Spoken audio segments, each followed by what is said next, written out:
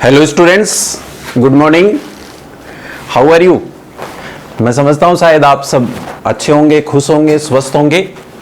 ये इलेक्ट्रोकेमिस्ट्री का पार्ट जो चल रहा है, इसमें आज आपको मैं commercial cell, primary, secondary and fuel cell का एक्सप्लेनेशन दे रहा हूं। इसके बारे में आप पढ़ रहे हैं। इससे पहले जो इस लेसन में जो सेल चलते हैं वो 2 टाइप्स के सेल आपने पढ़ लिए हैं। वो 2 टाइप के सेल आपने प्रिपेयर किए हैं, गैल्वेनिक सेल और इलेक्ट्रोलाइटिक सेल। बट अभी जो सेल चलेगा वो डेली लाइफ में काम आने वाले जो सेल होते हैं, कॉमर्शियल बिहाफ पे जो सेल होते हैं, वो अपन शुरू कर रहे हैं। इसलिए मैंने हेडिंग बनाई है कॉमर्शियल सेल। कॉमर्शियल सेल के 2 टाइप्स होते हैं। ये 2 टाइप्स कौन से हैं उनको एक बार आप लर्न करिए, समझिए। जैसे अपने घर में कोई एक सेल है, या अपन यूं मान ले कि अपने वॉच, हैंड वॉच जो होती है उसमें, या फिर घड़ी में, दीवार घड़ी में जो सेल होता है वो एक टाइम तक काम आता है, और जैसे जैसे वो डिस्चार्ज हो जाता है फिर उसको अपन वेस्ट मान करके फेंक देते हैं। वो सेल दोबारा से चार्ज नहीं होता है। जो सेल दोबारा से रिचार्ज नहीं होता है वो प्राइमरी सेल होता है। इसलिए मैंने यहां पर एक नेम नोट किया है, प्राइमरी सेल। बट जैसे अपने मोबाइल में बैटरी है, मोबाइल की बैटरी जब डिस हो जाती है तो अपन क्या करते हैं, उसको फिर से चार्ज लगाते हैं ना। तो जो बैटरी एक बार काम में लेने पर डिस हो गई है और उसको फिर से चार्ज किया जा सकता है, इस टाइप की जो बैटरी सेल होती है उसको बोलते हैं सेकेंडरी सेल। इसलिए पहले आप याद करिए कि कॉमर्शियल सेल के 2 टाइप्स होते हैं। एक तो प्राइमरी सेल होता है और एक सेकेंडरी सेल होता है। इस प्राइमरी सेल का मतलब होता है कि आप इस सेल को एक बार यूज में लेने के बाद जब ये डिस हो जाता है तो दोबारा से इसका यूज नहीं किया जा सकता। इसको हम उसके बाद में वेस्ट मान लेते हैं। या फिर सिंपली ऐसे बोलिए कि इसके अंदर जो रिएक्शंस होती हैं वो इरिवर्सिबल रिएक्शंस होती है। इरिवर्सिबल का मतलब होता है जब रिएक्टेंट प्रोडक्ट में बदल गया तो दोबारा से वो प्रोडक्ट में रिएक्टेंट में कन्वर्ट नहीं होगा। जबकि यहां जो सेल में रिएक्शंस होती है, डिस हो गया उसके बाद दोबारा से चार्ज कर सकते हैं, तो यहां रिएक्शंस जो चलेंगी वो कैसी होंगी बताना, रिवर्सिबल रिएक्शंस होंगी। इसलिए ये वाला सेल तो फिर से चार्ज किया जा सकता है और इस सेल को दोबारा से चार्ज नहीं किया जा सकता। तो मैं समझता हूं शायद प्राइमरी और सेकेंडरी दोनों सेल के एक बार मीनिंग आपको समझ में आ गए होंगे। जब आप प्राइमरी सेल पढ़ते हैं तो आपको यह भी पता रहना चाहिए कि अब अपने को कौन कौन से ऐसे सेल्स पढ़ने चाहिए, उनकी मैकेनिज्म पढ़नी चाहिए जो अपना टॉपिक प्रिपेयर करवा दें, अपने बोर्ड एग्जाम का भी और अपने कॉम्पिटिटिव एग्जाम का भी। इसलिए स्टूडेंट्स याद रखिए, यहां पर आपको एक तो ये वाला सेल पढ़ना है, ड्राई सेल, जो डेली लाइफ में अपन खूब ज्यादा काम में लेते हैं। सिलेंड्रिकल टाइप का जो मार्केट में सेल बिकता है वो ड्राई सेल है। प्लस इसके साथ में आपको एक और सेल याद रखना है जिसको अपन बोलते हैं मर्क्यूरी सेल। मर्क्यूरी सेल, ये मर्क्यूरी सेल जो होता है, ये जो छोटे छोटे बटन टाइप के जो सेल आते हैं उनको बोलते हैं। इसलिए इसी सेल का एक दूसरा नाम और भी होता है, इनको हम बटन सेल भी बोलते हैं। हमें सेकेंडरी सेल में भी एग्जांपल्स चाहिए। सेकेंडरी सेल का मीनिंग जिस बैटरी को हम दोबारा से रिचार्ज कर सकते हैं। जैसे मोटर गाड़ियों में जो बैटरी लगी रहती है वो डिस होने के बाद दोबारा से चार्ज कर सकते हैं। अपने घर में भी जैसे टॉर्च है, उस टॉर्च का जब अपन ने यूज किया, बैटरी डिस हो गई, अब पुनः से अपन उसको इलेक्ट्रिसिटी दे करके उसको वो चार्ज कर देते हैं। तो इस टाइप की जो बैटरी होती है उनको अपन सेकेंडरी सेल बोलते हैं। और इसके लिए सबसे बढ़िया एग्जाम्पल यहां पर है अपना लेड स्टोरेज बैटरी, या फिर निकिल कैडमियम सेल। और इसमें थर्ड एग्जांपल आप याद रखेंगे, फ्यूल सेल। फ्यूल सेल जो है ये अपने आप में एक अलग से इंपॉर्टेंट क्वेश्चन होता है। आपको मैं समझता हूं शायद लगभग ये 5 सेल जब आप पढ़ लेंगे तो आपको कॉमर्शियल सेल की मैकेनिज्म आने लग जाएगी। Dry cell, mercury cell, lead storage battery, nickel cadmium cell and fuel cell. अभी मैं प्राइमरी सेल का एक टॉपिक यहां पर स्टार्ट कर रहा हूं जो अपना ड्राई सेल के नाम से है। इस ड्राई सेल को ही लेक्लेंसी सेल भी बोला जा सकता है। तो चलिए प्राइमरी सेल का एक फर्स्ट एग्जांपल, ड्राई सेल। अब ये ड्राई सेल क्या होता है, इसकी मैकेनिज्म कैसे हो लिखी जाती है और इसकी रिएक्शंस में कौन इलेक्ट्रॉन कहां से किस तरफ से चलते हैं, ये अपने को बेसिक कंसेप्ट क्लियर होना चाहिए। अपने पास ये देखिए एक छोटा सा जिंक का केन है, जिंक मेटल से बना हुआ, ये जिंक केन लिख दिया मैंने, मेटल जिंक है। इस जिंक केन में हम सेंटर में यहां पर बीचों बीच,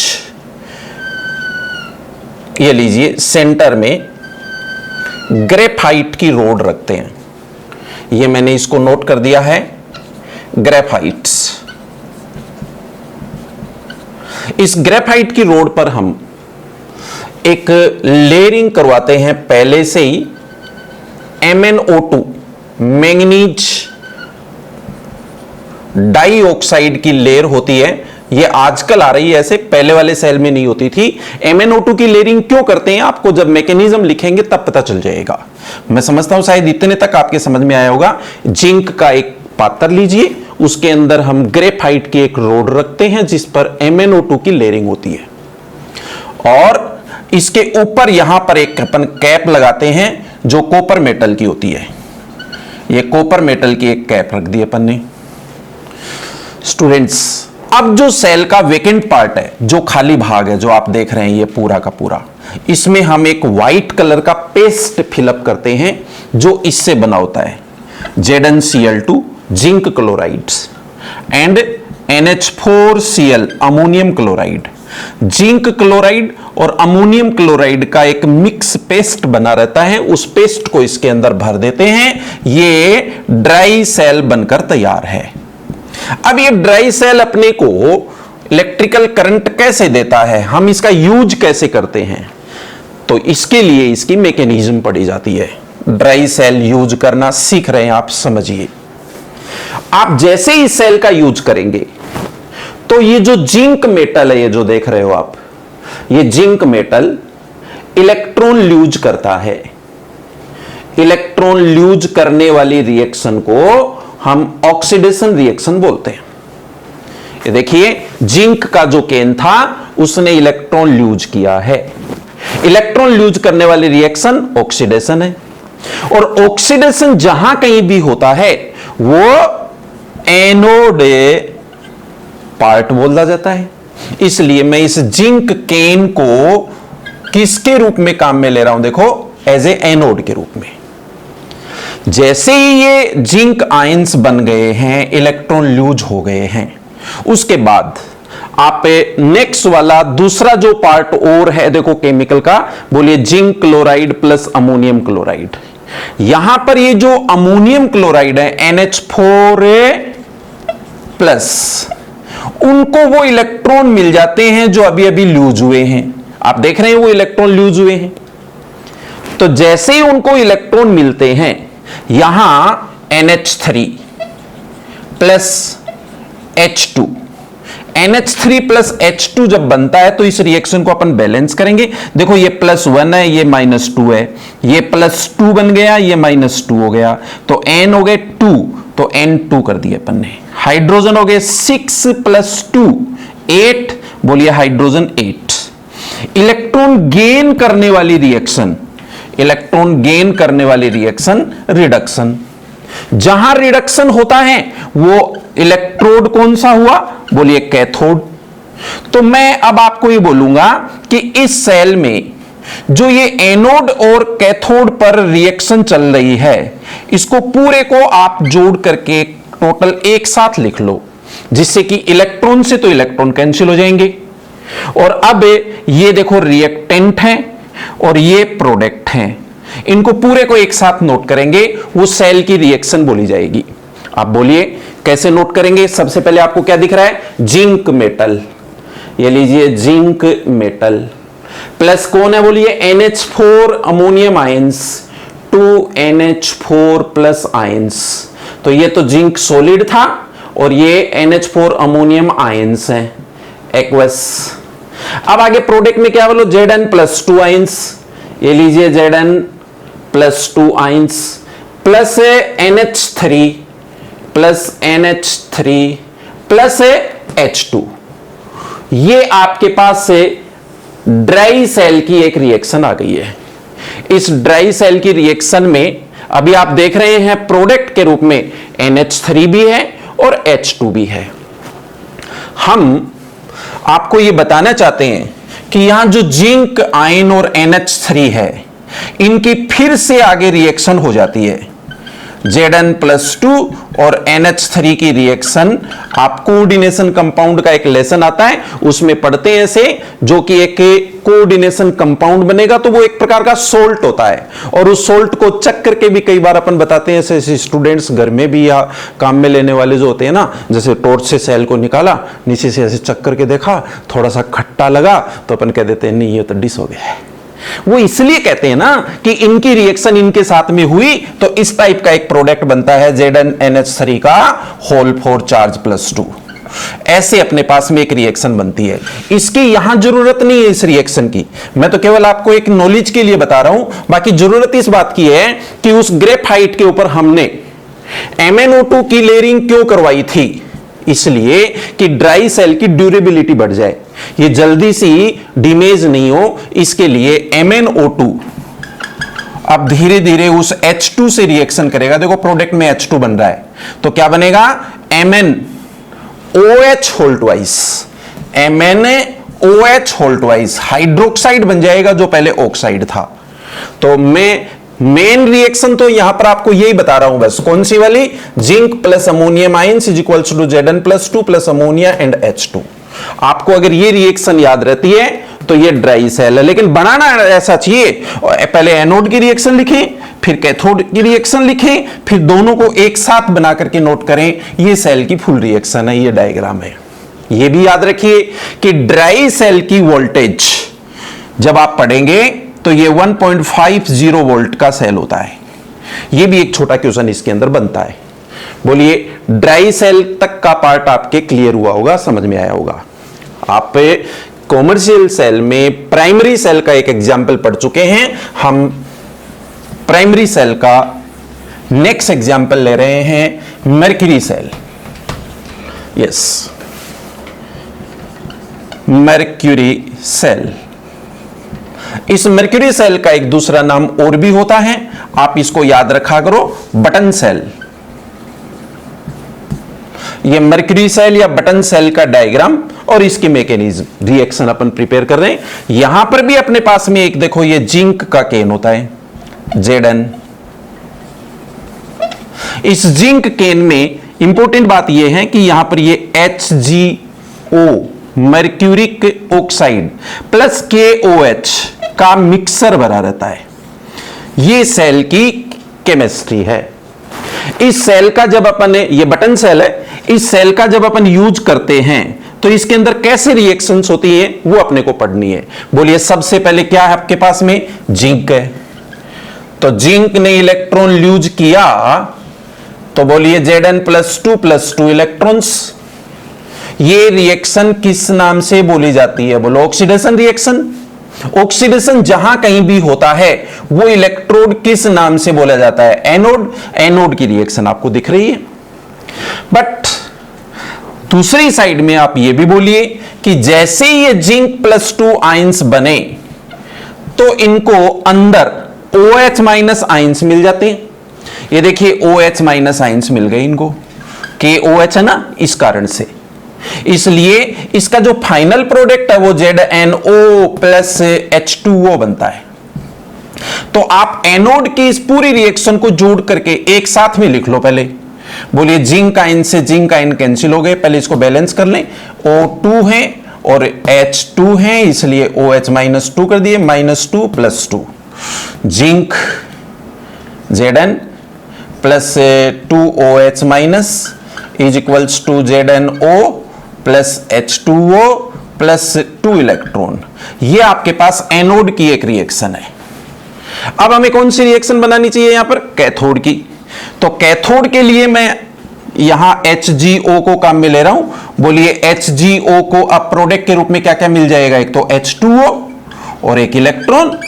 इलेक्ट्रॉन गेन करने वाली जो रिएक्शंस होती है वो रिडक्शन रिएक्शन है, कैथोड पर होती है। इसका फाइनल जो प्रोडक्ट बनता है वो है Hg plus OH minus, minus के 2 हैं तो माइनस के 2 हो गए, हाइड्रोजन 2 हाइड्रोजन 2, ऑक्सीजन 2 ऑक्सीजन 2। ये वाली रिएक्शन कहां हो रही है, बोलिए कैथोड। ये वाली रिएक्शन कहां हो रही है, बोलो एनोड। तो एनोड और कैथोड की रिएक्शन को एक बना करके लिख दो, मरकरी सेल की रिएक्शन बन जाएगी। कैसे कैसे नोट करेंगे, OH से OH कैंसिल, इलेक्ट्रॉन से इलेक्ट्रॉन कैंसिल, H2O से H2O cancel. It means Zn plus HgO is equals to ZnO plus Hg। ये फाइनल रिएक्शन है बटन सेल की, मरकरी सेल की ये फाइनल रिएक्शन है, जिसमें आपको क्लियर दिख रहा होगा कि जिंक का ऑक्सीडेशन हुआ है और HgO का रिडक्शन हुआ है। बट इसमें ये एरो ध्यान रखना, ये इरिवर्सिबल है। ये रिएक्टेंट जैसे जैसे फिनिश हो जाएगा बैटरी डिस हो जाएगी। आपको मरकरी सेल के लिए फाइनल रिएक्शन ये याद रख लेनी है। यदि कंप्लीट मैकेनिज्म प्रिपेयर करनी है तो यहां पर ऊपर से आ गए हैं। ये पहले एनोड पर रिएक्शन चल रही थी, एनोड की रिएक्शन, कैथोड की रिएक्शन, फाइनल रिएक्शन। इस मरकरी सेल का जो वोल्टेज है 1.25 से 1.35 वोल्ट तक अपन काम में लेते हैं।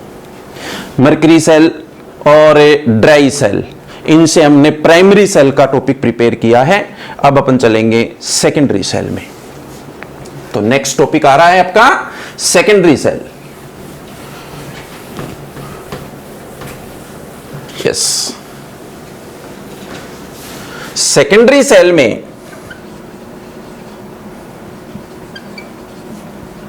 जो अपना आज का एग्जाम्पल है वो है lead storage cell. Lead storage battery काफी इंपॉर्टेंट टॉपिक होता है। इसके डायग्राम, इसके मैकेनिज्म, इसकी रिएक्शंस, इसके वोल्टेज, इस पर छोटे छोटे क्वेश्चंस बनते हैं। तो अपन इसकी प्रिपरेशन करना चाहते हैं, पढ़िए। सबसे पहले हम लेड स्टोरेज बैटरी के लिए एक डायग्राम बना रहे हैं, उसको प्रिपेयर करिए। ये मेरे पास में एक हार्ड नॉन रिएक्टिव कैन है। इसके अंदर मैंने 2 टाइप की इलेक्ट्रोड्स ले ली हैं, उनको हमें यहां पर नेम दे रहे हैं। मैं इसको बोल रहा हूं PB, lead metal. Lead metal, PB metal की ये रोड है और एक नहीं है, रिक्वायरमेंट के अकॉर्डिंग इसके अंदर मैंने ये लेड मेटल और भी रखी है। देखो, इस लेड मेटल के अलावा हम इनके पैरेलल में साथ साथ में लेड ऑक्साइड भी ले रहे हैं, जिनको मैं अलग कलर से एक्सप्लेन कर रहा हूं। देखो, इनका अलग कलर है, ये साइज में भी अपन ने थोड़ा सा अलग दिखा दिया है, जिससे आपको पता चल जाएगा कि ये अलग हैं और ये अलग हैं। इनको मैंने बोला है लेड ऑक्साइड की मेटल है, लेड ऑक्साइड की प्लेट है। लेड ऑक्साइड एक कंपाउंड है और लेड पीबी एक मेटल है। इन दोनों को हमने इस कैन के अंदर H2SO4 में रखा है। 38% H2SO4 सॉल्यूशन काम में लिया जा रहा है। स्टूडेंट्स, आपके यहां तक ये समझ में आया होगा। इन सभी लेड मेटल्स को एक वायर से कनेक्ट कर लिया और इन सभी लेड ऑक्साइड मेटल को भी कंपाउंड को भी एक वायर से कनेक्ट कर लिया। और यहां पे मैं नोट करता हूं लोडिंग। यहीं से तो अपन करंट प्राप्त करेंगे और यहीं पे वापस करंट सप्लाई करेंगे इसको चार्ज करने के लिए। यहां मेरे पास में लेड स्टोरेज बैटरी बनकर तैयार है। अब अपन इस बैटरी का यूज करेंगे। इसके लिए देखो, सबसे पहले आपके पास पीबी मेटल है। पीबी मेटल ने इलेक्ट्रॉन लूज किया। इलेक्ट्रॉन लूज करने वाली रिएक्शन को अपन बोलते हैं ऑक्सीडेशन। जहां ऑक्सीडेशन होता है उस इलेक्ट्रोड को क्या बोलते हैं? एनोड। इसलिए ये PB metal as a anode के रूप में काम कर रही है। जैसे ये Pb+2 बना, ये Pb+2 सॉल्यूशन में जो सल्फेट आयंस हैं उनके कांटेक्ट में आ गई H2SO4। इसलिए लेड प्लेट्स पर ये PbSO4 जमना शुरू हो गया। तो आप एनोड की इस रिएक्शन को कंप्लीट एक साथ में नोट कर लेंगे कि एनोड पर क्या रिएक्शन हुई है। देखिए एनोड पर Pb+2 से Pb+2 कैंसिल हो गया, means Pb plus SO4 - 2 gives PbSO4 plus 2 electrons. ये रिएक्शन अपने पास ऑक्सीडेशन रिएक्शन है और ये कहां हो रही है बताना? एनोड पर चल रही है। जब एनोड की रिएक्शन आपने पढ़ ली है तो फिर हम कैथोड की रिएक्शन भी पढ़े, फिर एनोड और कैथोड दोनों की रिएक्शन को एक साथ में नोट कर देंगे। चलिए दूसरी साइड में अपने पास में और कौन सी प्लेट्स हैं? PbO2 प्लेट्स हैं। तो ये मेरे पास में देखो PbO2 एक कंपाउंड है जिसका पहले आयोनाइजेशन हो गया है Pb+4 प्लस O -2 -4 प्लस 4। जब ये अपने पास में +4 आयंस हैं तो इन्होंने पहले इलेक्ट्रॉन गेन किया है। इलेक्ट्रॉन गेन करने वाली रिएक्शन रिडक्शन, और ये कहां होती है? कैथोड पर। तो बोलिए कौन से आयंस बन गए? Pb+2। मतलब इसमें भी ये Pb+2 आयन हो गया है। ये भी, इनको भी अंदर सॉल्यूशन में कौन से आयंस मिल जाएंगे? इनकी तरह से बोलना, बोलिए इनको भी सल्फेट आयन मिल गए। तो मैं नोट करूंगा, बोलिए Pb+2 प्लस सल्फेट आयंस क्या देंगे? PbSO4। यहां पर भी लेड सल्फेट बन रहा है, यहां भी लेड सल्फेट बन रहा है। अब इसके अंदर और कौन से आयन बच गए? बोलिए O- आयंस। O-2 आयंस के कांटेक्ट में कौन से आयन आएंगे? बोलना H+। H2SO4 में H+ आयंस हैं, इसलिए यहां आपके पास में क्या प्रोडक्ट बनता जाएगा? H2O। आप कैथोड की इस पूरी रिएक्शन को एक बना लो, कंप्लीट कर लो। कैथोड की इस पूरी रिएक्शन को जब एक बनाएंगे तो बोलो आपके पास में क्या क्या है? ये कैंसिल हो गया, ये कैंसिल हो गया, ये कैंसिल हो गया, तो क्या बच गया? बोलो PbO2 plus SO4 - 2 plus H+ plus 2 electrons is equals to PbSO4 plus H2O। आप कैथोड की इस रिएक्शन को एनोड की इस रिएक्शन के साथ में ऐड करके एक साथ नोट कर दो, आपका प्रोडक्ट हो जाएगा। तो बोलिए मैं एनोड और कैथोड की इस रिएक्शन को एक साथ कैसे लिखूं? एक तो आपके पास Pb मेटल, एक है आपके पास PbO2 मेटल।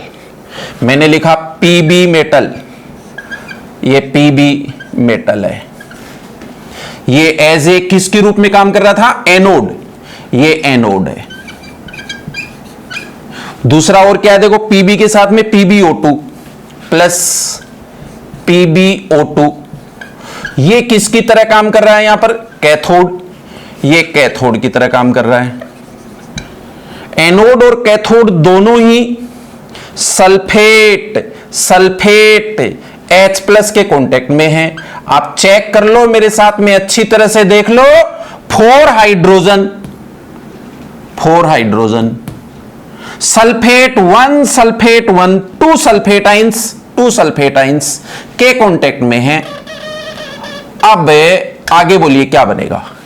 आगे प्रोडक्ट बनेगा, तब इलेक्ट्रॉन से इलेक्ट्रॉन कैंसिल हो गए, H2O बचा हुआ है, वो प्रोडक्ट में है। एक PbSO4, इसलिए बोलिए 2 PbSO4 2 PbSO4 के साथ में और फाइनल प्रोडक्ट क्या बना, इसके साथ में प्रोडक्ट बना H2O, 2H2O। जब आप बैटरी को काम में ले रहे थे, ये आपकी बैटरी जब काम आ रही थी, तो धीरे धीरे बैटरी क्या होती जा रही है, डिस्चार्ज होती जा रही है। ये डिस्चार्ज इसलिए हो रही है कि लेड प्लेट और लेड ऑक्साइड प्लेट दोनों ही H2SO4 में डूबी हुई है, और दोनों पर ही लेड सल्फेट जमता जा रहा है, और सॉल्यूशन में एज ए वाटर शेष रह गया बस। जब ये बैटरी डिस हो जाती है, अब अपन इस बैटरी को वापस से क्या देते हैं, इलेक्ट्रिक करंट देते हैं। तो ये प्लेट्स जो होती है ये हीट लेती है, टेम्परेचर बढ़ने से, अब देखना ये मैं एरो चेंज कर रहा हूं, आप ध्यान देना, यहां पर ये वापस ऐसे आ गया है। तो H2O की रिएक्शन PbSO4 से होने से वापस लेड सल्फेट, ये वापस से H2SO4 बन गया और दोनों प्लेटें साफ हो गई है। इसका मतलब अब बैटरी क्या हो रही है, देखना, चार्ज हो रही है।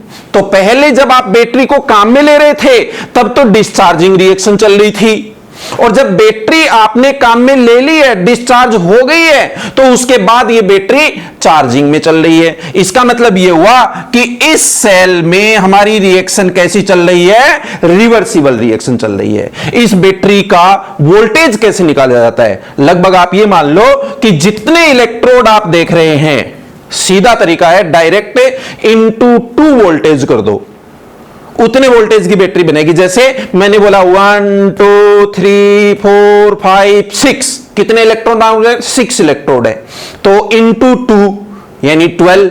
ये बैटरी अपन ने 12 वोल्टेज की बनाई है। ऐसे ऐसे जिस प्रकार की रिक्वायरमेंट होती है उसके अकॉर्डिंग ये बैटरी अपन इंक्रीज कर सकते हैं, वोल्टेज में बढ़ा सकते हैं। मैंने आज आपको प्राइमरी और सेकेंडरी सेल के एग्जांपल्स पढ़ाए हैं, स्टूडेंट्स आपके समझ में आए होंगे। Thank you, best of luck, be positive, be safe.